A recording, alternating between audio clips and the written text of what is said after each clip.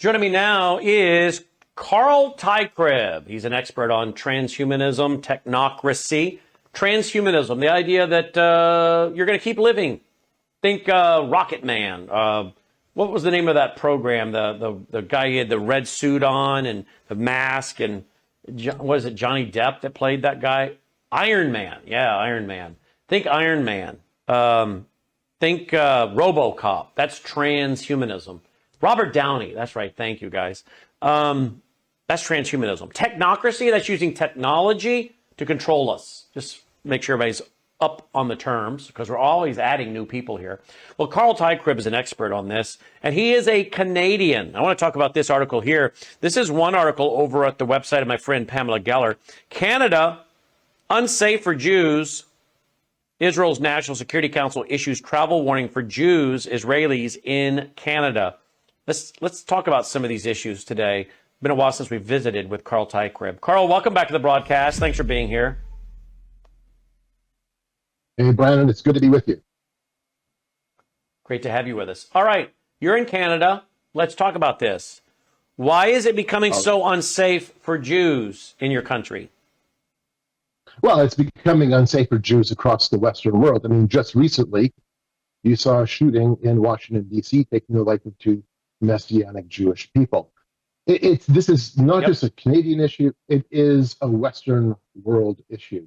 And Canada is, of course, like Europe, like America, we are seeing an influx of anti-Semitism and a pressure against the Jewish community.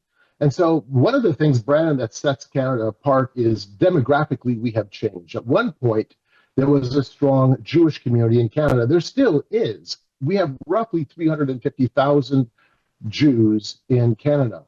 However, because of immigration changes, we have seen a large inflow of Muslim people from the Middle East. So today, right now, we have roughly 1.8 to 2 million Muslims in Canada, with a population of, in total, we have 40 million people. So roughly 2 million in a population of 40. You're seeing a shift at that point. And it's not surprising then that you're going to be seeing, and this is indeed the case, the Liberal government and other governments have sided more with the pro-Hamas, pro-PLO side versus the Jewish Israeli community. And there's a reason it gets votes. The Jewish community is much smaller compared to now the Islamic community. So that's part of it, Brandon. There's been a mind change, though, that goes beyond just simply demographics. It goes beyond just simply immigration. And that is, we're seeing in my country, just like we're seeing in yours, our academic institutions becoming hotbeds for anti-Israeli sentiment. We are seeing a pushback in terms of even the Christian community coming on board to say, hey, we're supporting now the Palestinian side. In fact, I have a couple of documents from the Mennonite Central community, older documents, but material go back, and basically, though they claim to be neutral, certainly have a tone that is against Israel's involvement and pro-Palestinian. So, I mean, you got all these things coming together. Besides the academic side, you see in Canada a lot of our unions, CUPE, the Canadian Union of Public Employees, being very anti-Semitic. And it comes from the leadership right through the resolutions, right through their talking points, so much so that it's pretty disturbing sometimes the level of rhetoric. And then, all right, you've got PLO and Hamas, pro-Palestinian rallies taking place in Toronto, Winnipeg, my capital city, and in other major urban zones. And the police, for the most part, I think, kind of feel like their hands are tied and more or less allowing this to continue on, unfortunately. Mm-hmm. So let me ask you about Carney, your new prime minister. You went from Trudeau, who was there for what, over a decade, to Carney. Yeah. I mean, Carney, he's just as dumb as a box of rocks, isn't he? Dangerous, not dumb. There's a difference. Mark Carney No, I know there's a difference, but a lot of these guys just aren't real bright. I know there's a difference, but a lot of these guys just don't seem like they're real bright people. So that leads me to believe you combine stupidity with ideology, and then they become very dangerous, right? And the question is, who's pulling the strings? Because Carney, and neither was Trudeau, neither one of them are smart enough to be making these decisions. Who do these guys answer to in your country? I'm pretty sure it's the same people they answer to in our country, but you tell me. Well, my goodness, when it comes to Carney, number one, people forget he was the governor of the Bank of Canada. He was the governor of the Bank of England. He sat on the Bank for International Settlements, their board. He is absolutely wrapped up and tied into the global banking community. He was the United Nations Special Envoy on Climate Change. So, yes, that is his environment. That's what he's walking into, or walking actually from, and now walking into the position of prime minister. He is a global banker. That's what he is. Mm-hmm. And is he, since he has the environmental side to him, and the Bank for International Settlements for new people, because again, we're adding new people all the time. The Bank for International Settlements is the central bank of central bankers. So the Central Bank of Canada, the Central Bank of America, our Federal Reserve, the Central Bank of Industrialized Nations, of the westernized industrialized nations, belong to the Bank for International Settlements based out of Basel, Switzerland. Carol Quigley wrote the book back in 1966, Tragedy and Hope. He mentored Bill Clinton. Bill Clinton gave him a shout out at his Democratic acceptance speech in the early 90s and praised Carol Quigley. Well, Carol Quigley at Georgetown University, where he mentored Clinton, wrote this book in 66, Tragedy and Hope, where he spilled his guts, said, hey, look, I've seen all the secret writings. I've seen all the secret papers. I've attended the meetings of the globalists. They don't really want me telling you this, but here's the great news. We're headed toward world government. It's going to be awesome. And he spilled his guts. In fact, there was an article written about him in one of the Washington papers when the book came out called The Professor Who Knew Too Much. Ironically, he died from some kind of heart attack. I don't know about that, if that's really the case or that was the cover. But he said that the one world order, the new world order, would come through the Bank for International Settlements, banking, BIS. Carney worked with the central banks, you just said. He worked with the BIS, but he also worked on the United Nations Sustainable Development Climate Agenda stuff. So do you see your country and the other countries eventually moving increasingly toward carbon credits and some kind of digital currency tied back to carbon credits? Because that's a great scam. What a scam. You know, you got to offset your carbon credits, every family, investing into buying those carbon credits by buying into solar and wind and all these other shenanigans. I mean, what a scam. Is that what he's pushing on Canada? So I assume that that's going to be happening because that has been his talking point for so long. But here's the thing, Brandon. We have already, as Canadians, we have already been paying carbon taxes. We have gone hip deep into those waters. Canada has led the way in terms of pushing for sustainable development, pushing for environmental global governance, and when it comes to things like carbon credits, carbon taxes, playing in the carbon market, Canada has led the way. And Carney has been a very big part of that. In fact, Carney was, you could call him almost the de facto man behind Justin Trudeau when it came to some of Canada's economic policies. One of the things, though, is that it's a dead end. It's economically destructive. And Canada, unfortunately, has, it's running itself into the ground financially and has been doing so for so long. It is my hope as a Canadian that if at some point the population of Canada, which is mostly urban concentrated, will all of a sudden wake up to the fact that they have been bamboozled. that they have been taken for a ride. And the cost of living in Canada is quite high. Some of that can be put on the shoulders of our very expensive carbon and net zero policies, including especially the destruction of our energy industry, which has been ongoing for years already as our Liberal government has been ideologically driven. But keep in mind, Canada, it sounds crazy. A lot of folks don't know this. A lot of Canadians don't even realize this. We're an urban country. We're the second largest landmass on the planet, but about 84% of Canadians live in our large urban zones. And there's only about 10 large urban areas, but that's where the concentration of our population is. And then, of course, being a parliamentary system, it's in essence a type of mob rule.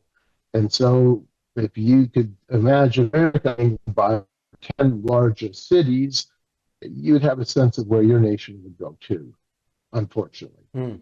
Let's talk about Canada becoming the 51st state. This keeps being talked about by President Trump. Is this something that you think will happen? Of course, you and I have been warning about the idea of a North American Union for a long time. I don't know what President Trump's trying to do here with this, but if I had to guess, I would say he's seeing it from a ledger standpoint. Let's take the natural resources of America, Canada, Greenland, Mexico, put them on a ledger, tokenize them, and offset our national debt, and your country can offset its debt, and we'll be so cotton picking rich, it won't matter that our country is $200 trillion in debt with off the book unfunded liabilities like Social Security, Medicare, and Medicaid. Is that what he's doing? Is this a financial play more than anything? Oh, I definitely see this as a resource play, a resource/financial play. What seemed to be just a joke at first seems to have certainly some more serious implications. So what's interesting with this, though, Brandon, is then you have the creation of a de facto North American Union. Right now, the European Union is looking to integrate deeper. I was just a couple of days ago at the NATO forum in Dayton, Ohio, just this last weekend. And one of the things that came out from that conversation was that Europe feels the pressure from the Russian side, from Putin, but also feels the pressure from the American side. And so the answer for Europe is we need to tighten our union even more. We need to integrate deeper, and we need to extend membership into the Balkan areas and into other zones within the European circle. And so Europe is going to be, and this is where it seems to be going, Europe looks to become a more unified, deeper union. North America will look towards becoming some type of having some type of continental arrangement. That's been in the works for a very long time because Canada is a resource powerhouse. We just simply have, unfortunately, some very unwise people in Ottawa. And so you're seeing very similar moves happen in Latin America. ASEAN, the Association of Southeast Asian Nations, there's more talk of integrating. There's lots and lots of problems to all of these schemes, and many of the problems are just going to be hashed out in a very easy way. So they may require some significant crisis to force these continental blocks to come together. This is about maybe 4 months ago or so, 5 months ago, I was at an academic conference on the United Nations, and one of the suggestions was turning the Security Council, turning it and changing it to become a Security Council of regions, not veto the 5 veto states, but instead have regional representation, which is a remarkable concept and very dangerous. I wonder, Carl, of course, I'm following Bible prophecy. I think you do too. The 10 horns are 10 kings who have not yet received a kingdom, meaning at the time John was writing, but will receive power along with the beast. And then they'll give their power to the Antichrist. 10 regions, 10 horns, 10 kings, 10 regions, North American Union, Central America, or South America, Europe, et cetera, Africa.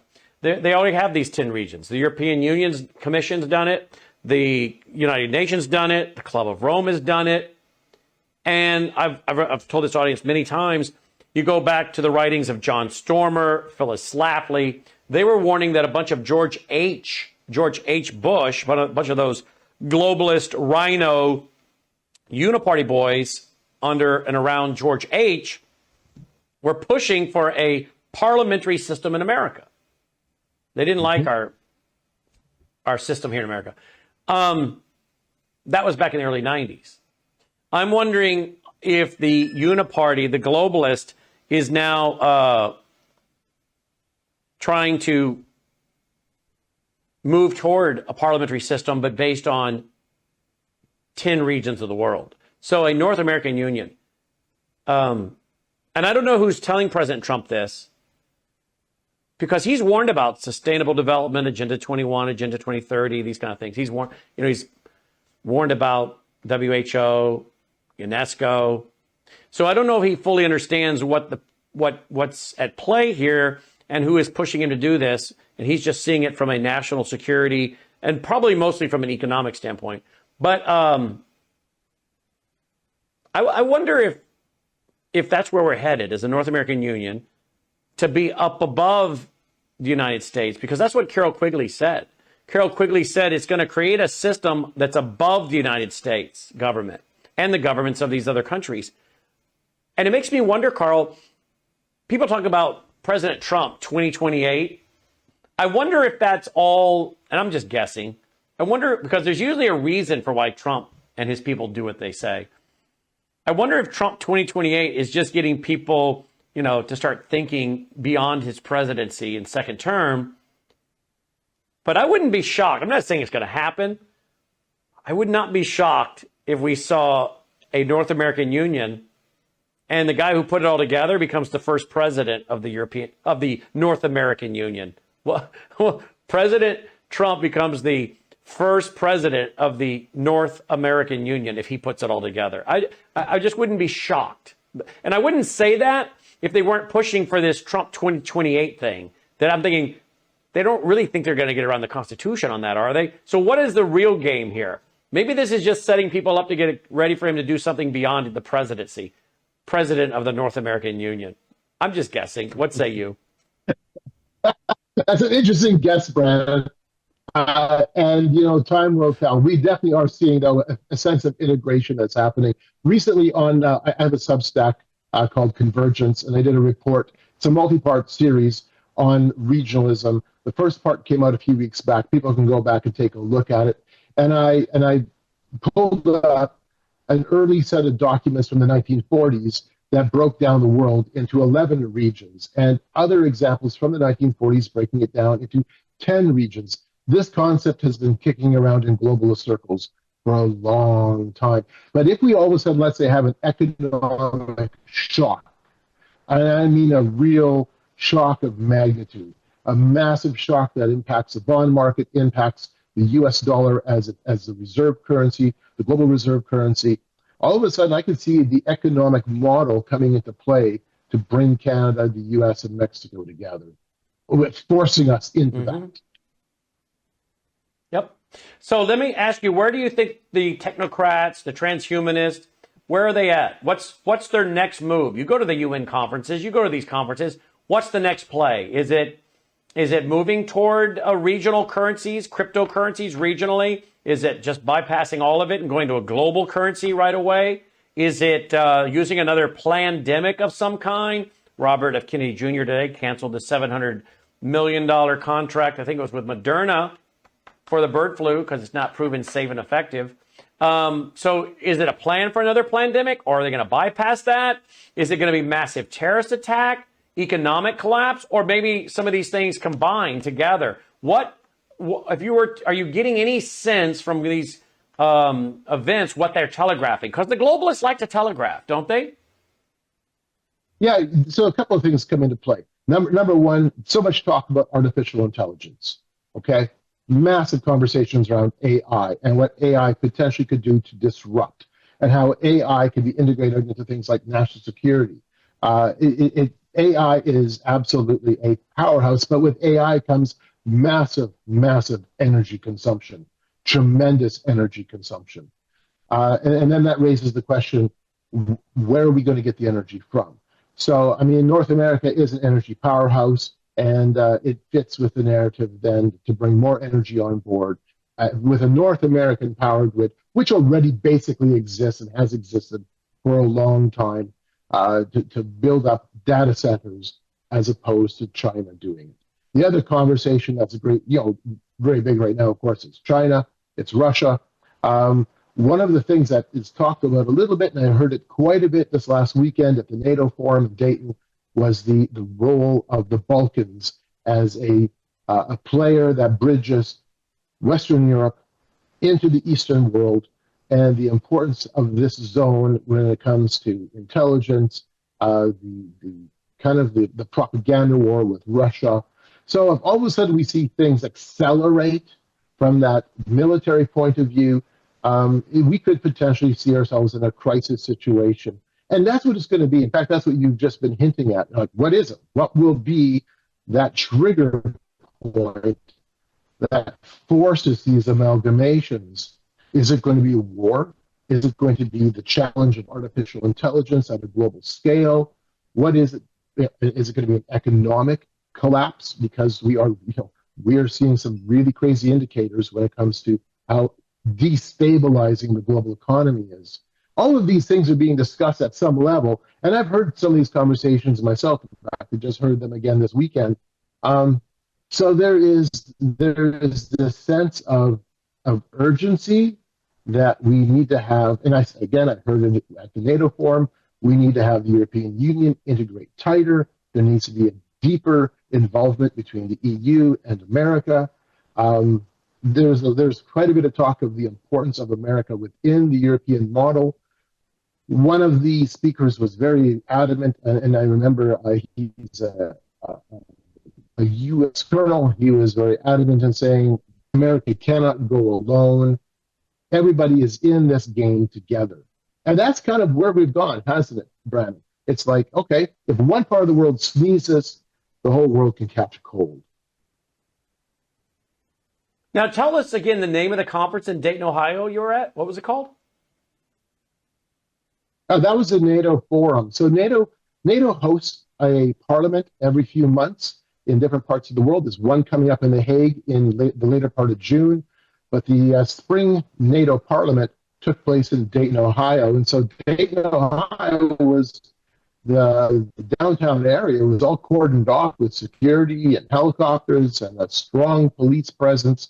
You couldn't go in and out without certain credentials. But they also hosted a dialogue forum, bringing in some heads of state, a lot of ambassadors and diplomats, people involved in the intelligence community, members of parliament, members of Congress, senators, and allow the public to interact with them on an informal level.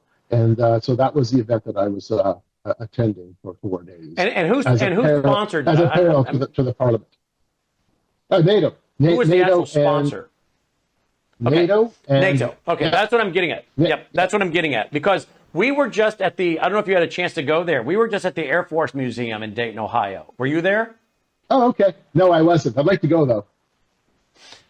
Oh, you should. 4 hangars full of airplanes. We got a ton of footage. We'll be producing that into stuff and releasing it to the public here on our network. They were going to be closed for a few days.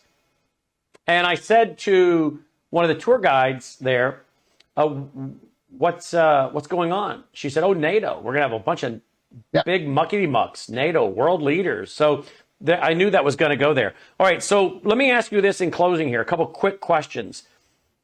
Do you think we're headed to World War III? And what is the play here by Europe, by NATO?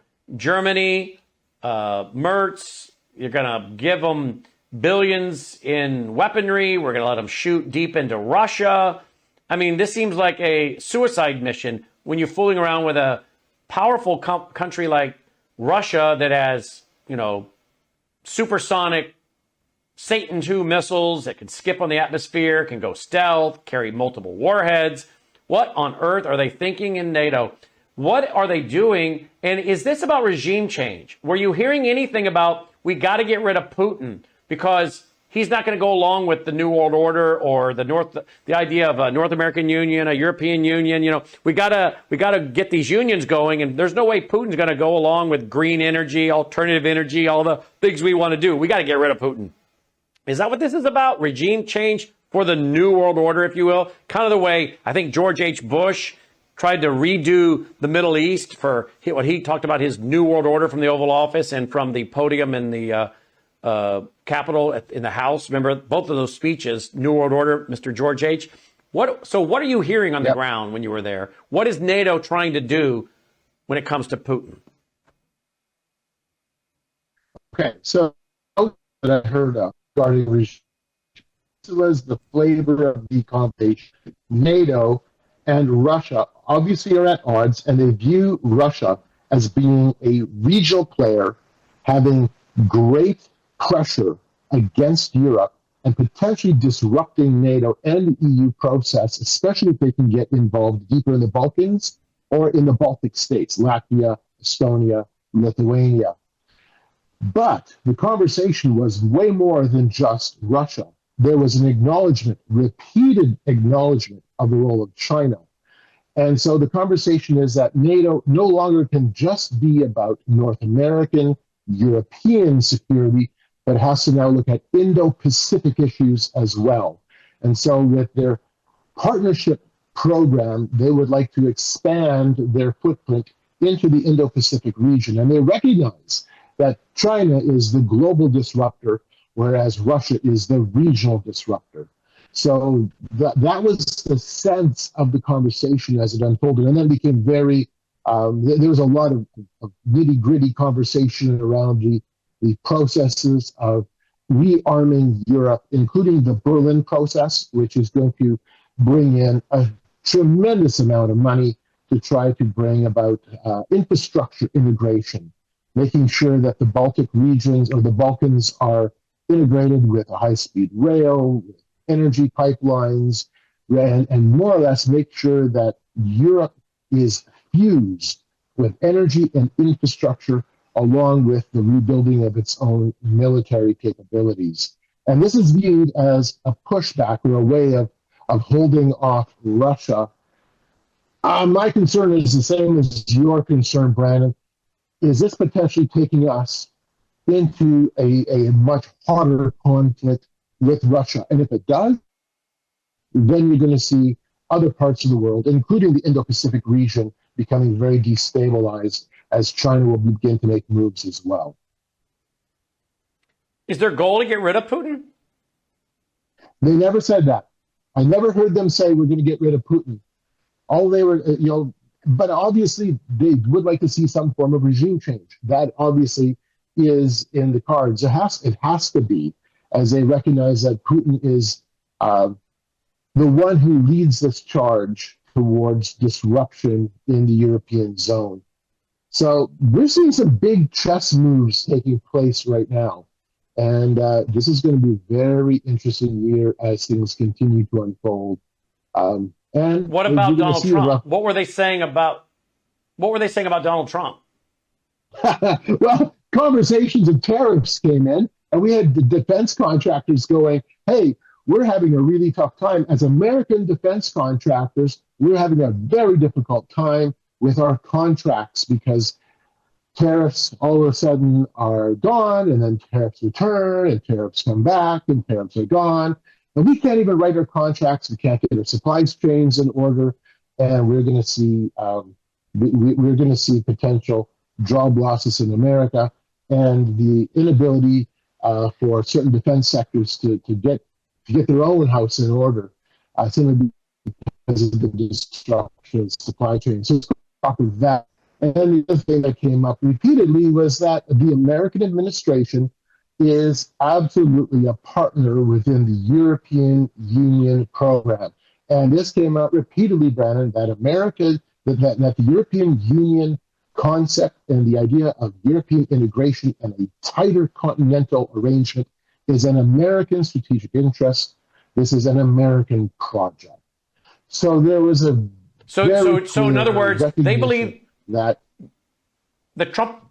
So the Trump administration, they were signaling, is on their side with this closer alignment between a European Union and maybe a North American Union. They weren't saying the Trump administration is hostile. They're saying they were a partner. Absolutely, absolutely, including the ambassadors that were there. We had U.S. diplomats who were in attendance, including the NATO ambassador from the United States, and they all recognize that we are working with the European Union to create a stronger EU. No question. Which, of course, in closing brings up the question, is President Trump aware of what he's doing? Is he being handled? Does he know what's happening here? Or does he feel as president, look, the ship of state is sinking, we're in big trouble, and I've been dealt these cards, and I can only see us getting out of this by backing up our fiat currency with hard assets, which includes land and minerals. So I'm sorry, I'm going to go for a North American Union to back up my currency and keep us from collapsing as a nation. Sorry, guys, I got to do this. Because I wonder if that's what's happening. Because Phyllis Schlafly, remember Phyllis Schlafly was one of the first people to come out in favor of him running for president. Yet she was a massive opponent to a North American Union, right? She's the one that taught me and so many others about this. Does President Trump realize this? And if he does, is he doing it out of pragmatism or survival? Realizing I can't think of any other way to balance the books and keep us afloat from collapsing as a nation, and they're not going to do that on my watch. I'm not going to take the blame for this. Is he basically going into pragmatism, survival mode, and legacy mode here, or what? I think for the most part, it's a sense of pragmatism. Okay, one of the things that comes across when you go to events like this is the complexity of our world, the incredible integration that has already happened can't be undone easily, period. All the talk we can of saying, hey, America will go alone or whatever, sorry. One of the conversations that arose was, look, China produces magnets for electric motors. We don't have anybody in the Western world that really produces magnets of any quantity anymore. We are so tightly integrated. And so it's one thing to say to the public, to say to your constituents, hey, this is what we're going to do as a nation, whether it's your country or my country. Connie's been saying, it's stupid, saying elbows up against Trump. Oh, how ridiculous. Our economies are integrated. There is tremendous complexity in the world. And so you see politicians saying one thing and then doing something very different, because the pragmatic side of it is there already is these levels of complexity that you can't undo. And if you do undo them, if you do unravel them, well, that's a massive gamble. I think part of what we're seeing with Trump is he has been willing to bet on it, to gamble to some extent. But at the same time, he's had to walk back from some of it because there is a cost, and the cost may be too severe at the moment. So at the end of the day, you're a Christian, I'm a Christian. You follow Bible prophecy, I follow Bible prophecy. I think the stage is being set for Bible prophecy to be fulfilled. And I think a lot of folks in the MAGA world don't get it. They don't understand it. I hope they would. I wish they would. We're trying to help them to. A lot of them don't get it. They don't realize what's happening. And they may be shocked when they get past this second term of President Trump and look back and realize, whoa, God let him get in there to set the stage for Bible prophecy to be fulfilled. Some of which the policies, they're not really going to be America first. They're going to be a North American Union first. Closing comment? Yeah, as a Christian, I look at all this and I'm going, I want to see godly wisdom exhibited by our leaders, by your leadership, by my leadership. At the same time, we see that there's a fallibility. Man is fallible. Ideas and schemes that have been put in place sometimes decades ago are still in motion. And at the end of the day, I have to trust Jesus Christ to be my King of Kings and Lord of Lords. Not my political system. And that's honestly, for us as Christians, that's where our focus should be. I 100% agree. Give your website, Carl. Yeah, you can go to forcingchange.org. It's a repository of my older articles and some of my older material. You can go to gameofgods.ca to grab a copy of my book, Game of Gods, a great big text on globalization.